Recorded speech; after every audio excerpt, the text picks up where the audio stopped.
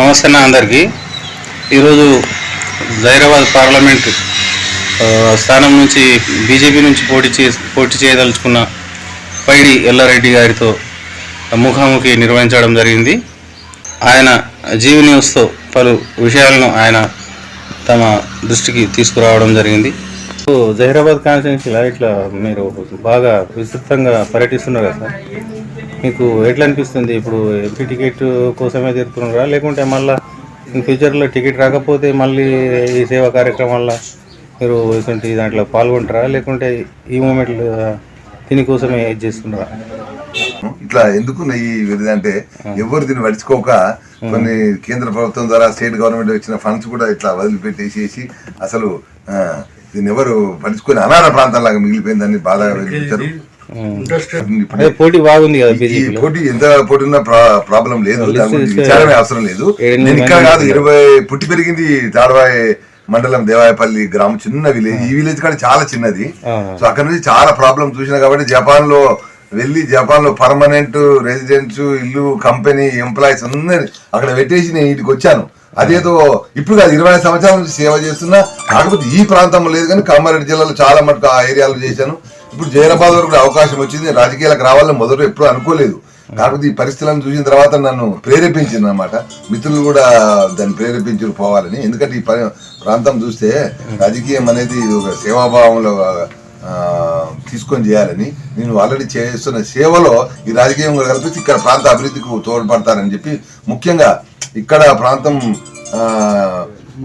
వ్యవసాయంగా చాలా అభివృద్ధి ఉన్నా కానీ దీన్ని సంపూర్ణంగా యూటిలైజ్ చేసుకోవడం. విలేజ్లో చిన్న చిన్న రోడ్లలో కూడా, ఇప్పుడు కామారెడ్డి ఏరియా ప్రాంతంలో చాలా విలేజ్లలో సీసీ రోడ్లు చూశాను. ఇక్కడ చిన్న పెద్ద మెయిన్ రోడ్ కూడా సీసీ రోడ్ కాలేనంత దరిద్రమైన పరిస్థితులు ఉన్నాయి. కాబట్టి రావాలంటే ఎవరో త్యాగం చేసి ముందుకు వచ్చేసి ఈ రాజకీయాలు మానేసి, రాజకీయ నాయకుడు అయినా సరే ప్రజాప్రతినిధిగా ఉండి ప్రభుత్వానికి విన్నవించి ఇక్కడ అవసరాలు తీర్చే విధంగా వ్యక్తి రావాలని కోరుకుంటూ, సో దాంట్లో భాగంగా నేను తప్పకుండా పనిచేస్తానని వచ్చాను.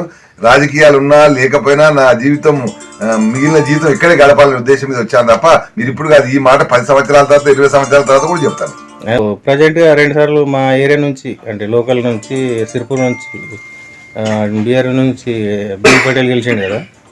ఒకసారి 47,000 మెజార్టీ వచ్చింది. లాస్ట్ ఎలక్షన్లలో కొద్దిపాటి స్వల్ప మెజార్టీతో ఆయన గెలుపొందడం జరిగింది. మరి ఇప్పుడు ఆయనకు మళ్ళీ టికెట్ ఇస్తే మీకేమన్నా కలిసి వచ్చే అవకాశాలు ఉన్నాయా, లేకుంటే గెలిచే అవకాశాలు ఎక్కువ ఉంటాయి? యాక్చువల్లీ మీరు చెప్పింది వాస్తవం. మొదటిసారి సెంటిమెంట్ చాలా బలంగా ఉండే. అప్పుడు టీఆర్ఎస్ మొదట్లో తెలంగాణ గవర్నమెంట్ ఫామ్ లో సెంటిమెంట్ మీద గెలిపించారు. రెండోసారి ప్రజలకు దిక్కులేక గెలిపించారని నేను అనుకుంటున్నాను. ఎందుకంటే వేరే ఆల్టర్నేటివ్ క్యాండిడేటే లేకుండే. అప్పుడు ఎక్కడికల్లో వచ్చిన వేరే వాళ్ళు వచ్చినారు కాబట్టి గత్యంతరంలో లోకల్ క్యాండిడేట్ అనే ఉద్దేశం మీద గెలిపించారు.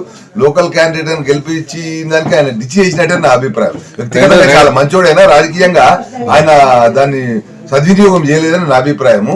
కాబట్టి ఆయనకు వాళ్ళు టికెట్ ఇచ్చినా, ఇంకా ఎవరికి టికెట్ ఇచ్చినా అక్కడ నాకున్న బలం నాకుంది, నాకున్న కార్యక్రమాలు నాకున్నాయి, నాకున్న మిత్రులు నాకున్నారు. కాబట్టి దానికి ఏమి ఇబ్బంది లేదని నా అభిప్రాయం. ఇప్పుడు సోమయ్య మొట్టమొదటి గురించి ఆయన కూడా ఎంపీ టికెట్ కోసం ప్రయత్నిస్తున్నాడని తెలిసింది. అంటే ఇది ప్రయత్నం చేయొద్దని ఎవరు చెప్పట్లేదు, అందరూ ప్రయత్నం చేయాలి.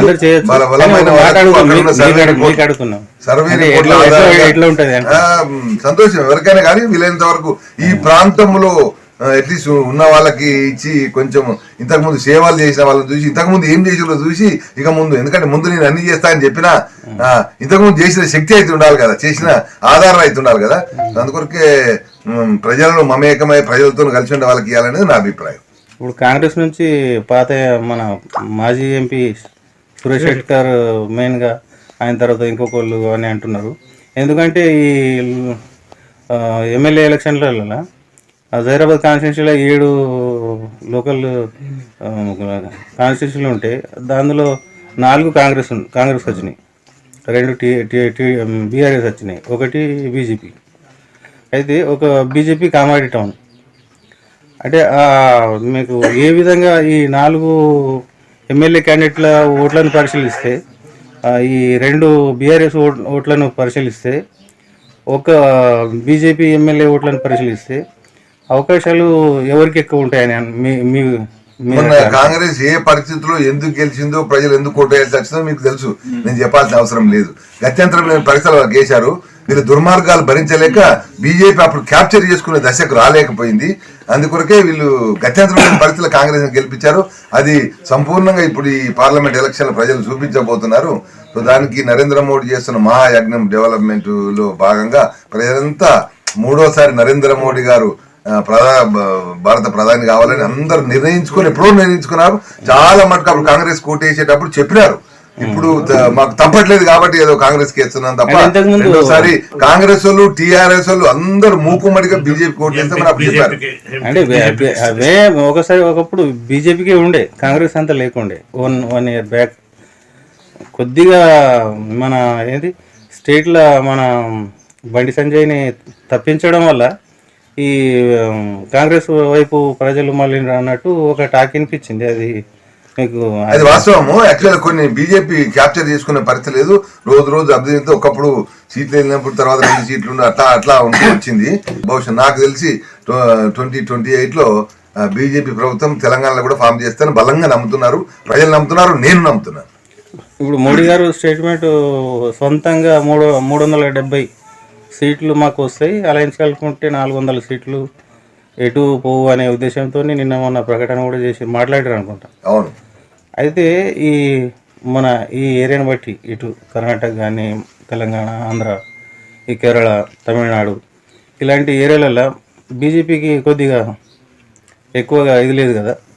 అంటే ఆ ఏరియాకు ఉంది వాళ్ళ గుజరాత్, మధ్యప్రదేశ్, ఉత్తరప్రదేశ్, అటు నార్త్ ఇండియా కంప్లీట్ గా స్వీప్ చేస్తుంది. సౌత్ ఇండియాలో ఇంతకు ముందు లేదు, ఇప్పుడు తెలంగాణ మొదటిసారి అది ప్రూవ్ చేయబోతున్నారు. కర్ణాటకలో చాలా సంవత్సరాల నుంచి బీజేపీ వస్తుంది, కొన్ని పరిస్థితుల వల్ల మారింది. కర్ణాటకలో, తమిళనాడులో కూడా ఏమైతుందో మీకు తెలుసు. యంగ్ బీజేపీ ప్రెసిడెంట్ అన్నమలై గారు వచ్చిన తర్వాత రోజు సంచలనం మీరు చూస్తూనే ఉన్నారు. బలంగా అక్కడ కూడా ఒక సంచలనం జరగబోతుందని నేను విశ్వసిస్తున్నా. దాంతో సౌత్ ఇండియాలో కూడా బీజేపీ యొక్క ప్రాధాన్యత తెలుస్తుంది. సో ప్రజలంతా సపోర్ట్ చేస్తారు. టికెట్ వస్తుందని బలంగా విశ్వసిస్తున్నా. టికెట్ వస్తుంది, గెలవబోతున్నాము. దానికి అభివృద్ధిలో నేను పాలు పంచుకుంటానని మీకు విశ్వాసం కలిగిస్తున్నా, ప్రామిస్ చేస్తున్నా. సో వస్తే మీరు చూస్తారు కదా ఆ చేంజ్, రాజకీయాల మార్పు ఎట్లుండాలి అనేది మీరు అప్పుడు చూడబోతున్నారు.